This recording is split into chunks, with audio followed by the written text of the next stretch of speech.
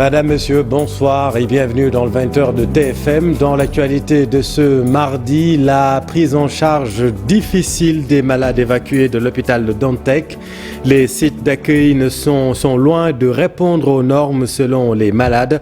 Le syndicat démocratique des travailleurs de la santé et le collectif pour la défense de l'hôpital de Dantec sonnent l'alerte. Les détails dans cette édition. Les travailleurs du secteur primaire dans la rue ce jeudi, ils observent une grève de 48 heures à partir de ce mardi pour exiger le maintien de leurs indemnités. On vous explique tout dans ce journal. Dans l'actualité également, l'IPRES et la Caisse de sécurité sociale unissent leurs efforts contre la fraude fiscale. Un système harmonisé a été mis en place par les deux structures. Un nouveau dispositif pour également plus de célérité dans le traitement des dossiers. Voilà pour les titres et tout de suite le développement.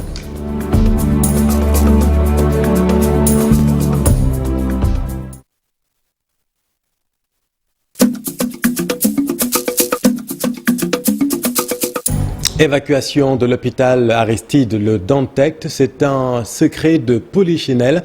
Certains sites d'accueil ne fonctionnent tout simplement pas, en tout cas du goût des malades qui se plaignent constamment de la difficile prise en charge. La prise en charge est inadéquate selon les malades, prise en charge inadéquate comme c'est le cas au hangar des pèlerins de Yoff. Face à la presse, des acteurs de la santé déclenchent le tocsin.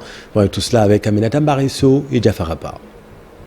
Le calvaire, loin de s'estomper pour les malades transférés dans d'autres structures sanitaires après la fermeture de l'hôpital Aristide Le Dantec. Les plus atteints, ceux qui souffrent de maladies chroniques. En conférence de presse, Chersek, secrétaire général du syndicat démocratique des travailleurs de la santé et de l'action sociale, dit ne pas comprendre la précipitation qui entoure ce dossier. Aujourd'hui, ils veulent étouffer la situation dont sont en train de vivre les malades. Qu'on est en train de valser de gauche à droite. Et c'est des malades chroniques, que ce soit les hémodialysés, que ce soit les gens qui ont le cancer, ils vivent le calvaire. Le sort des agents qui exerçaient à l'hôpital Dantec reste encore incertain. La plupart d'entre eux sont encore dans le flou. La même situation est vécue par le personnel, qu'il soit contractuel ou personnel vacataire, où on ne sait même pas quel est le sort qui leur est réservé. Pour le syndicaliste, le chef de l'État doit prendre en main cette question qui semble urgente. Ce qu'on demande, c'est la transparence dans la gestion du dossier de l'hôpital de Dantec. Ce qu'on demande, c'est d'humaniser les soins. C'est de faire en sorte que ce qu'on est en train de faire subir à ces malades, à ces populations, qu'on l'arrête. Ce qu'on demande, c'est de faire en sorte qu'aujourd'hui, que ce personnel-là qui ne sait pas, dans les jours à venir, ce qu'ils vont devenir, qu'on leur trouve un réceptacle avec des conventions bien claires et des contrats bien clairs. Le syndicat démocratique des travailleurs de la santé et de l'action sociale compte se joindre au combat du collectif pour la défense et la sauvegarde de l'hôpital de Dantec, une bataille qu'il compte généraliser pour obtenir gain de cause.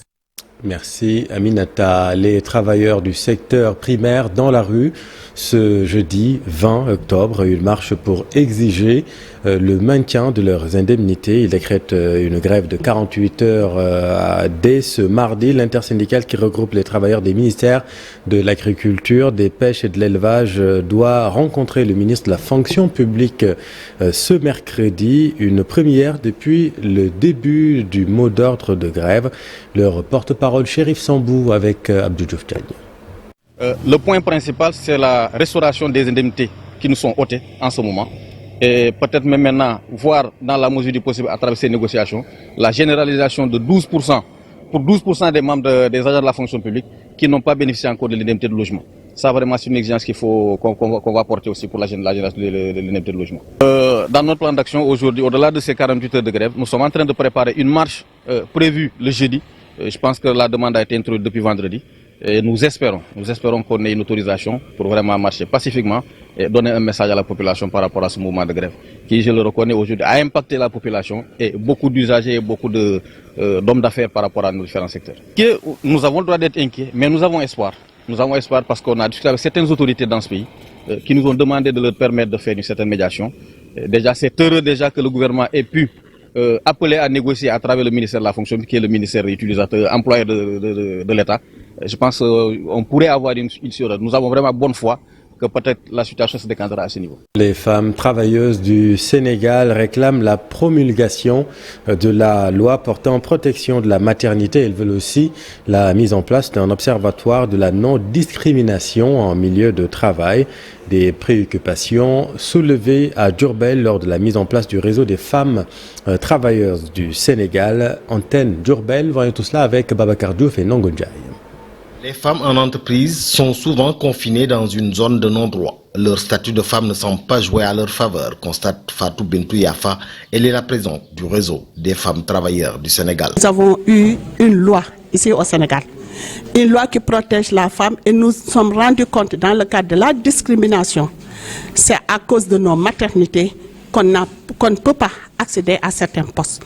Maintenant, il y a une loi et nous demandons au ministère du Travail de faire de telle sorte que ça soit une réalité. Des entreprises où il n'y a que la recherche de moyens, gagner des moyens, mais on mettra en place l'humain qui est très important dans ce processus. Elles exigent dès lors la promulgation de la loi sur la protection de la maternité. La loi sur la protection de la maternité qui a été votée à l'Assemblée nationale et jusqu'à présent ce n'est pas promulgué, c'est pas normal. Ce ne sera pas tout puisque ces femmes travailleurs ont besoin d'un observatoire de la non-discrimination en milieu de travail. Nous avons besoin de crèches et autres au niveau du travail. Mais ce que nous cherchons, qu'on puisse mettre le plus rapidement possible l'observatoire de la non-discrimination dans le travail. Et je pense que ça va prendre en charge beaucoup de désagréments que nous avons. Les femmes travailleurs regroupées dans le RENAFES étaient ce week-end à Diourbel pour l'installation de la cellule régionale du RENAFES. Le réseau des ferrailleurs du Sénégal déclare ne plus trouver son compte dans ce secteur. Selon ces nationaux, ils subissent une concurrence déloyale dictée par des structures d'origine étrangère. Le réseau appelle l'État à mieux réguler le secteur.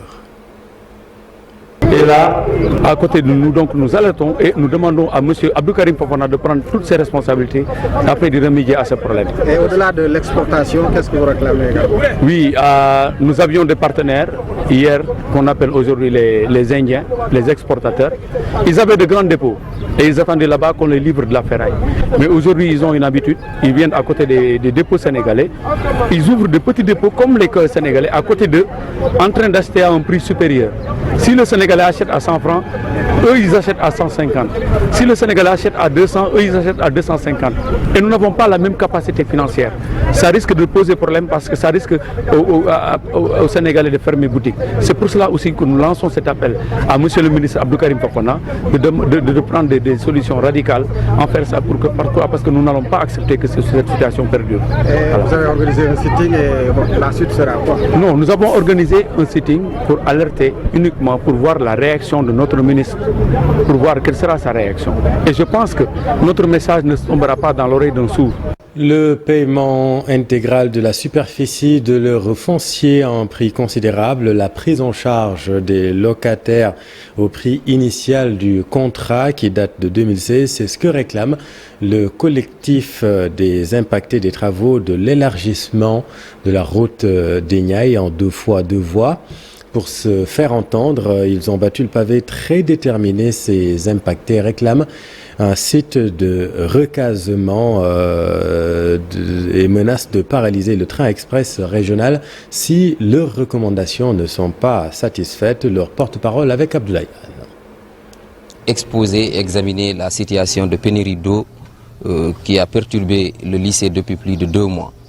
Et cette situation engendre de nombreuses difficultés qui se traduisent naturellement par l'impossibilité donc de garantir un accueil favorable pour les élèves et les parents d'élèves, au risque de violer le strict minimum du respect du protocole de santé lié au Covid-19, mais également l'impossibilité de garantir le nettoyage des toilettes, des abris, et notamment les locaux administratifs et la salle de professeurs, qui constitue le lieu dans lequel les professeurs devront normalement préparer les enseignements-apprentissages.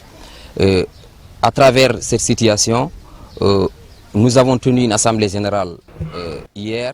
rectifiez de vous-même, ce n'est pas le bon élément. Nous y reviendrons dans nos prochaines éditions. Parlons de tout à fait autre chose. Inquiétude chez les paysans du Ndoukoumane. La mauvaise qualité du mil risque d'entraîner de mauvais rendements selon eux. Ils rappellent à l'État la nécessité de fixer le prix du kilogramme d'arachide à 500 francs au minimum pour éviter une période de soudure. Reportage Omar Diaye et Boubacar Falbop. En cette période de récolte, s'il y a une chose dont parlent avec inquiétude les paysans, c'est bien la mauvaise qualité du mil avec des épis peu garnis. Mais c'est juste le mil qui a eu une attaque qu'on appelle l'EM et que je ne sais pas qu'est-ce qui a causé ça parce que je suis en train de demander. Mais au fait, il y a peut-être la pluviométrie qui a fait que ça a eu à avoir certains problèmes. Un phénomène noté jusque dans le bol, selon l'honorable député et président du conseil départemental de Kaffrine. J'ai été dans le Louga, traversant le Baol, puis du Ndiambour vers le Kadior. J'ai noté, après avoir remarqué, que cette année, la campagne agricole, bien qu'elle ait été pluvieuse, il est à noter que les rendements du mil ne seront pas bonnes. Comme on dit en Wolof, nawet bi dafa nawe wet par endroit. J'élève ma voix afin que le gouvernement décide de mettre en place partout des commissions d'évaluation dans tous les départements, dans tous les arrondissements, dans toutes les communes pour que autour des DRDR, de l'action sociale et d'autres ministères, qu'on fasse l'état des lieux et l'évaluation proactive de ce qui sera la récolte cette année-ci. Face à cette mauvaise qualité du mil, les paysans réitèrent leur choix de voir le prix du kilogramme d'arachide fixé à 500 francs. Parce que le prix de l'arachide, c'est le déterminant pour le monde rural à l'état actuel. Parce que nous espérons avoir au moins 500 francs parce qu'on l'a toujours clamé. Si l'arachide et le mil ont donné satisfaction aux cultivateurs, cette mauvaise qualité du mil les inquiète au plus haut point, d'autant que c'est une des denrées de base dans l'alimentation de la localité. Merci Oumar. Le ministre Galoba a présidé le lancement de l'élaboration de la lettre de politique sectorielle du ministère de la fonction publique. Selon le nouveau ministre de la fonction publique, l'heure a sonné pour une administration de rupture modernisée. Le voici avec Ndaimati Dieng à Bourg. Ce que nous voulons véritablement, c'est de faire en sorte que l'administration sénégalaise soit en phase avec les défis du monde actuel. Nous allons très bientôt vers l'exploitation du pétrole et du gaz.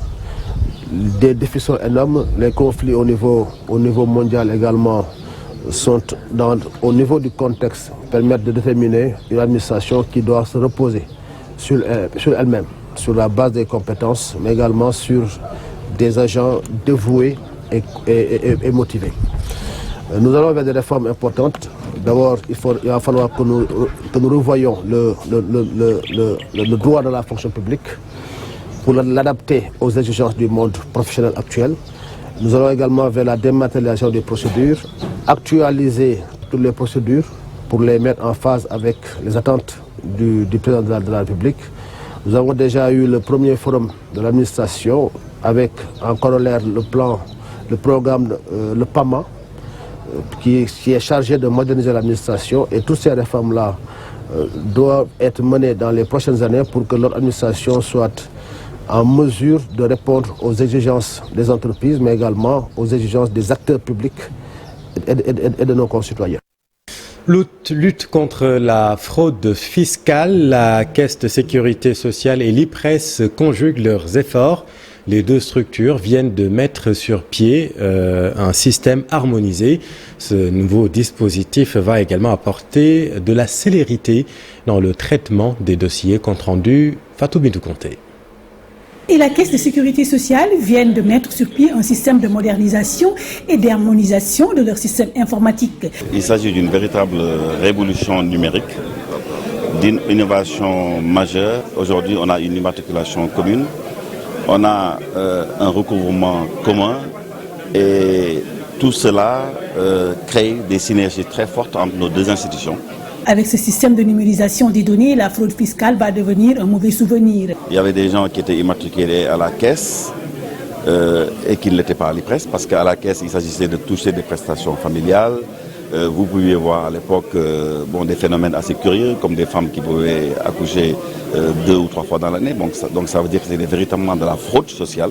Maintenant, avec ce système, ce n'est plus possible. Les dossiers des retraités seront traités désormais en 24 heures. Là où le dossier pouvait mettre des mois, entraînant, je veux dire, un inconfort majeur pour nos braves retraités, ce n'est plus possible.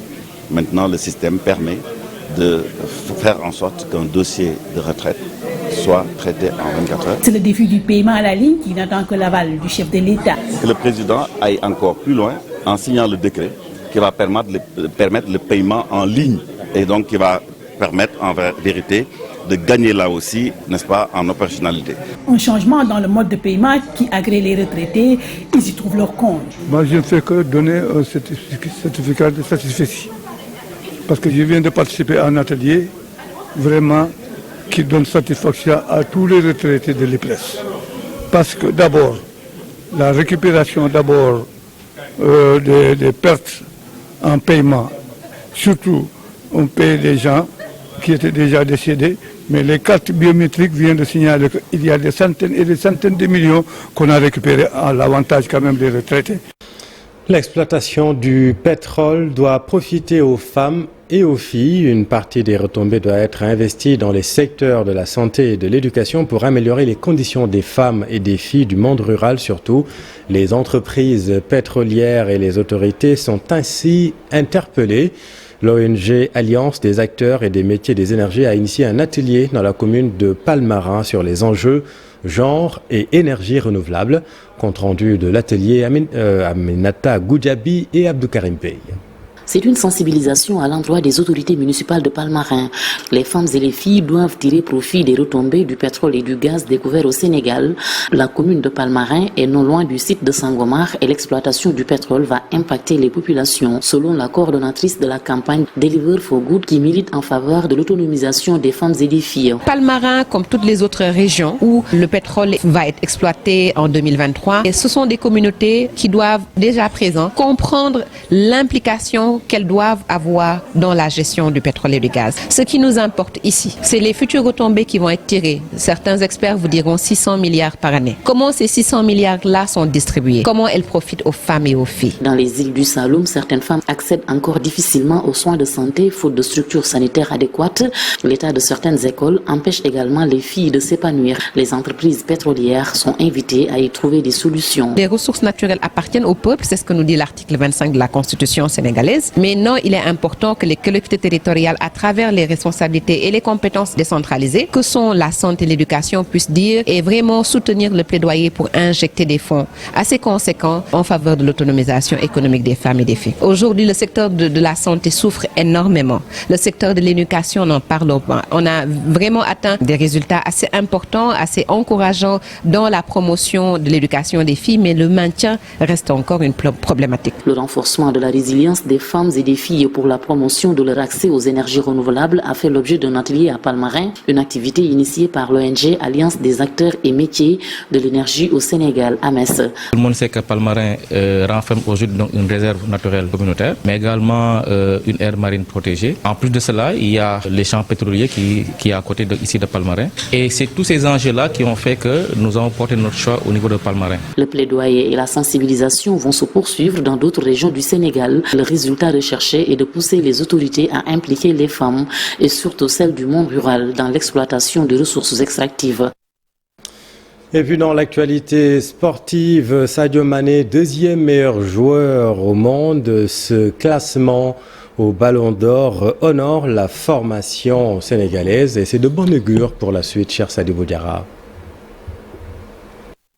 Sadio Mané, l'icône du football sénégalais dans tout son ensemble, sa splendeur.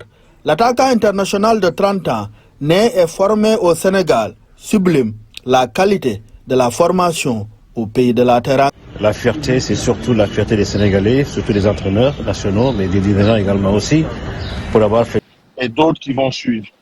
Champion sur les pelouses, Sadio Mané l'est aussi en dehors. Ses œuvres sociales et caritatives font le tour du monde. Le prix Socrates qui lui est décerné n'est que justice. Et le deuxième prix également aussi, Socrates, vraiment, qui prouve encore une fois sa largesse et sa générosité. Je crois qu'aujourd'hui, on peut comprendre et accepter que du point de vue social, il n'y a pas une personne qui fait mieux que lui. Je pense que, et la première chose, effectivement, c'est surtout tous ces édifices qui sont effectivement construits au niveau de Bambali. Multiple ballons d'or africains, champion d'Afrique, vainqueur de la Ligue des champions entre autres, le palmarès de Sadio Mané est l'un des plus fournis. Un sacre en Coupe du Monde et la boucle sera bouclée. Merci chérie. Parlons jeu de dames. Un tournoi de remise à niveau pour les damistes sénégalais se déroule actuellement au relais sportif de Dakar jusqu'au 23 octobre prochain. Calqué sur les standards internationaux avec 11 tours, la compétition offre un demi-million de francs CFA aux vainqueurs. Mamadou Fall, Cher Sadibou Diarra et Amadouba. Permettre aux damistes sénégalais de se recycler et préparer les échéances futures, c'est le but recherché par le tournoi de mise à niveau qui va prendre fin dimanche prochain. La particularité du tournoi, c'est de permettre à des joueurs qui restent quelques années sans compétition de pouvoir exercer. Parce que nous avons une population de damistes de très haut niveau, mais qui n'ont pas l'occasion d'étaler un peu leur talent. Donc je suis derrière pour leur permettre un peu de jouer et d'avoir la main, toujours la main. Ce tournoi qui se déroule en 11 rounds est vu d'un bon œil par les damistes. En fait, il veut tout simplement relancer les jeux parce qu'il y a des jeunes talents qu'on ne connaît même pas. C'est ces jeunes talents-là qu'ils veulent montrer au public sénégalais, raison pour laquelle il a organisé ce tournoi-là. Réservé exclusivement aux Sénégalais depuis sa création, la compétition est en passe de s'ouvrir aux autres Africains. Je vais inviter des joueurs de niveau mondial au plan africain, tels que Kouague, tels que Ndiofan, tels que Joël Assé, l'Ivoirien, etc. Ils avaient même manifesté le désir de participer à ce tournoi, mais c'était un peu trop tard. Mais je me promets d'organiser un tournoi avec ces joueurs-là, d'ici la fin de l'année. Le grand maître international Morsek mène la danse après 5 rounds. Le vainqueur du tournoi de mise à niveau va empocher 500 000 francs CFA. Merci Mamadou, c'est la fin de cette édition. Merci infiniment de l'avoir suivi. L'info continue dans Soir d'Info avec Abdourahmane Diallo et son invité ce soir. Restez avec nous, vous êtes au bon endroit. Bonne soirée.